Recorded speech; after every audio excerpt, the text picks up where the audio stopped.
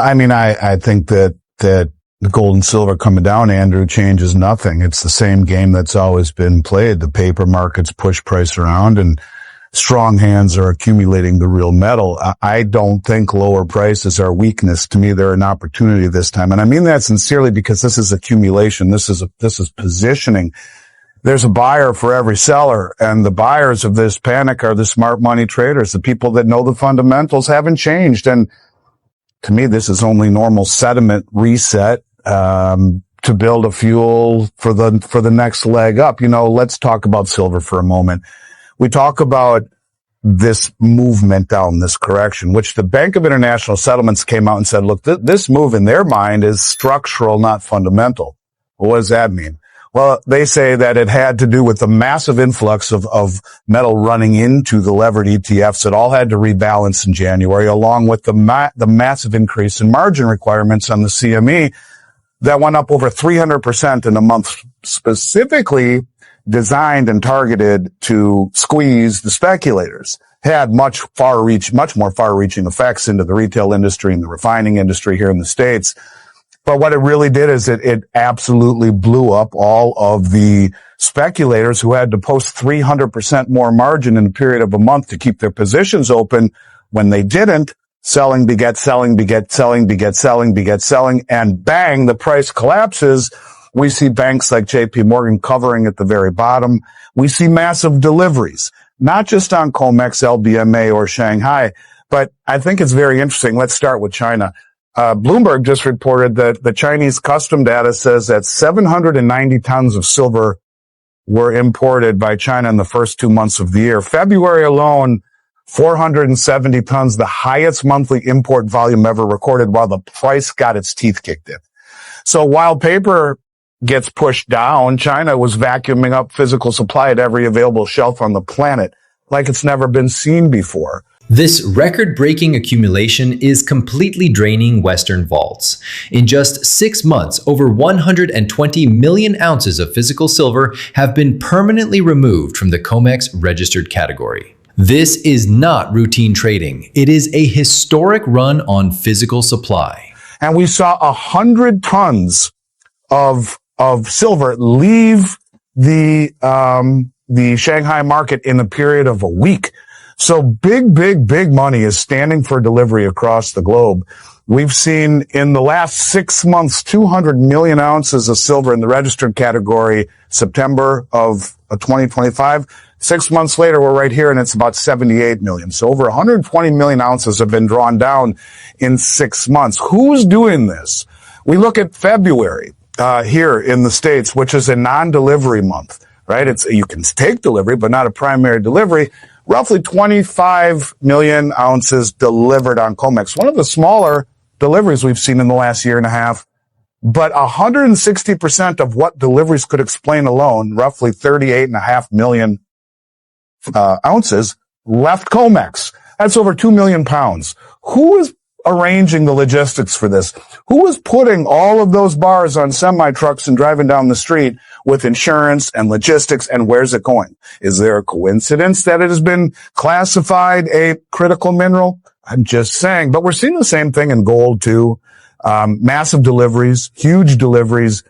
And to me, Andrew, price is just a tool of misdirect. Now, if I had to be completely honest, I feel that indeed this correction was completely structural because of the structure changes, not fundamental.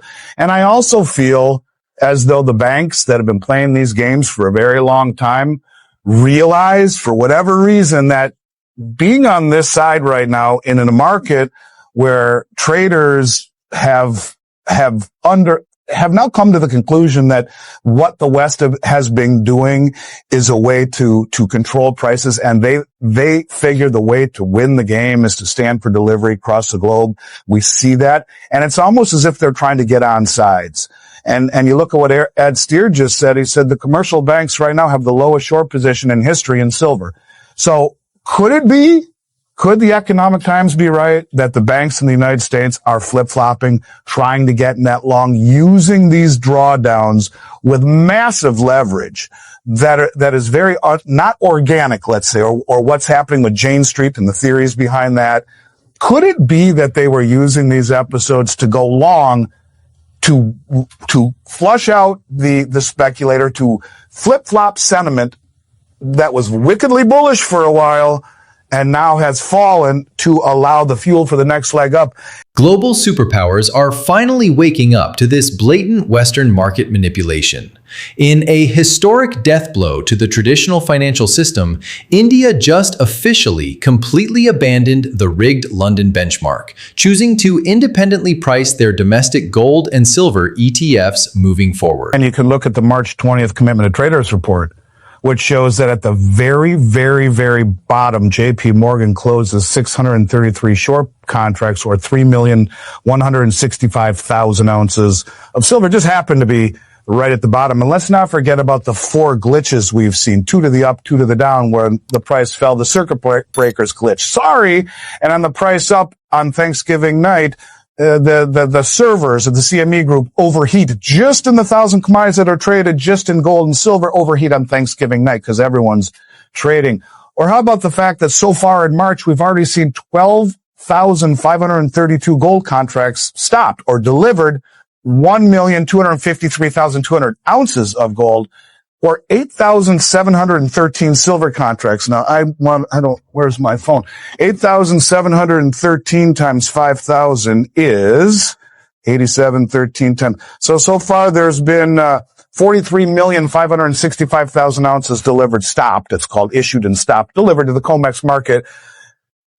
And the month isn't even over. So you put those two numbers together, you're $7, $8, $9 billion worth of gold and silver again delivered. And no one's saying who's doing this. That's the part that I think is being massively missed. These people do not screw around at this level. This is why I believe the lack of trust in these markets is growing to a point where now you have India coming out and saying, as of April 1st, we're no longer using the London benchmark for our ETF valuations. We're going to do it ourselves.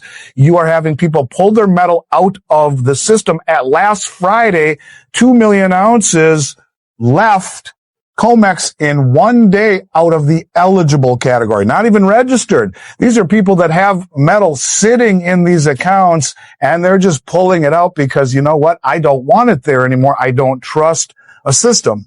And I think when you realize that, you know, you got over 100 million ounces delivered in January and February, plus 26 or so 43 million ounces so far in March. Plus, we're well into the 6th year of a structural deficit in silver, according to the Silver Institute. It's crazy. It's absolutely crazy that this is being missed by the mainstream. To me, everything else is irrelevant. And I think, you know, you can make an argument that this is exactly the type of atmosphere where you could expect the price really to massively accentuate in an atmosphere of virtually zero open interest. So all the open interest has been flushed out. Any demand would have outsized return or outsized effect on the price. And that's exactly what they want when all the speculators have given up and are licking their wounds. And I'll say this, to me, the one thing that the media has missed more than anything, they've talked about price. They've talked about all the negative reasons why gold didn't, you know, shine in a period of war and all of these things to make it look bad. Silver, the devil's metal, they call it, overbought, you know, fundamentals look bad. It's another 1980. It's another 2011. The one thing that they've missed more than anything is who the hell is standing for delivery to the tune of billions and billions and billions and billions every single month for about a year and a half now. And a lot of it now being loaded out of the exchanges. So to me, that's the only thing that matters. Everything else is a distraction. Everything else is noise. The most well-informed traders on the planet, starting with the central banks for years, as you and I have talked about, now moving to whoever the hell is doing it here in the United States, which I have felt for a long time was the Exchange Stabilization Fund, doing it on behalf of the Treasury for national security, therefore does not need congressional approval. But who's standing for delivery for literally billions every month. And I will leave it to you for your next question by simply saying, when they asked Wayne Gretzky how he was such a great hockey player, he said, I never skated to the puck. I skated to where it's going. Do you think that these people who are spending 9 figures every single month for over 16 straight months unabated are not skating to where the puck is going? At the very least, do you not think they know where the puck is going? And price is a tool of misdirection when mixed with the lack of journalistic integrity and the ability to control the narrative through mainstream reporting that misses the entire story altogether, talks about some of it, but misses the one thing that matters. And who the hell is spending this kind of money and taking delivery? And a lot of it leaving the building. I will leave it to you for your next question, but to me, that's all that matters. Well, look at it the other way too. Okay, so the Chinese have the arbitrage at roughly 13%, whatever. Okay. But what people are missing on that too, and there's been a lot of question about it, and I'm pretty sure I'm right on this. I've tried to dig as deep as I could into it. There are a lot of people who are confused about the VAT tax on the importation. Mm-hmm. To my understanding, it is the recipient's responsibility to pay the VAT tax when it leaves the Shanghai Metals Exchange. So if a trader has the ability to deliver it to Shanghai, not only is Shanghai paying a 13% VIG, if you will, on the premium, but a pretty damn close to a 13% VAT tax as well when it leaves. They're willing to pay 26% above the Western benchmark price because that's how bad they want it.